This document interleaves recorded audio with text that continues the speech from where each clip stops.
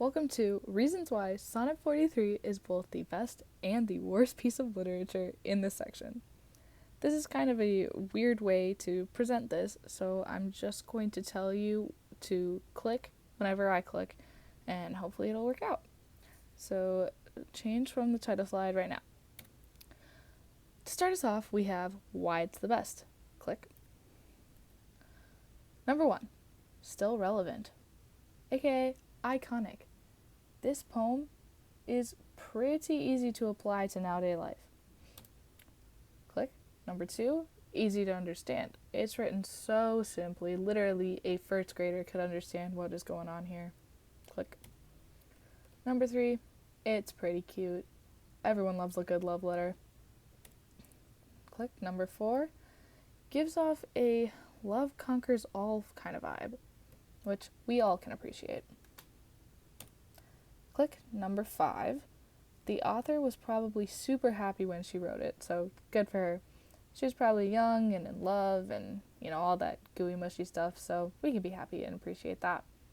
Click. Number 6, it gives all the single people out there something to look forward to.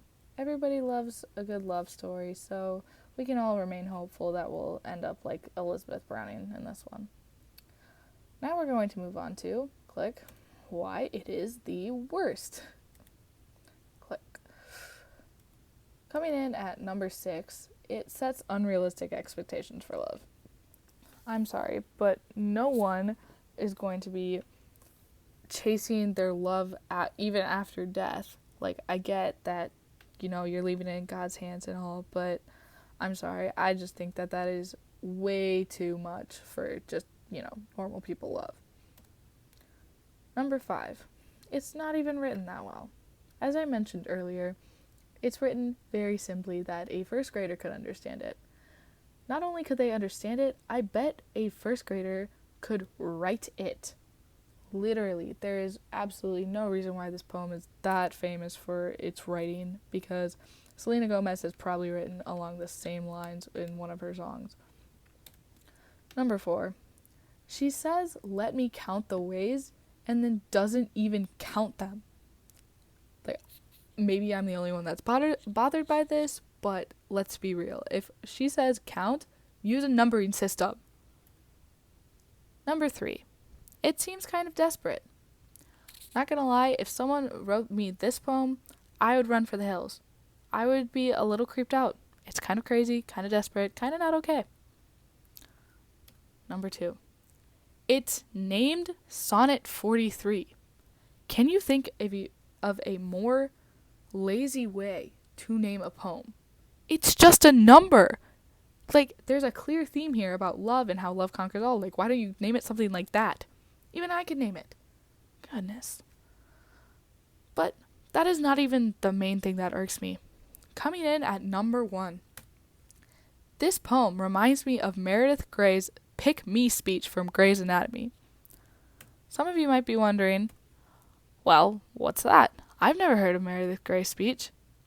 Well, let's compare the two really quick. Click. Sonnet 43. I'm assuming you've all read this, otherwise you probably wouldn't be watching this video. But in case you haven't, here it is. As you can see, she goes through how she loves thee. My soul can reach when feeling out of sight. For ends of being ideal and grace. Smiles, tears of all my life, and if God choose, I shall love thee, but even after death. That's just a gist. She loves him. She loves him a lot. I don't know what else to say about it. Then we have the Pick Me speech, which I'm assuming that not everyone has read, so I will read it out loud. I love you.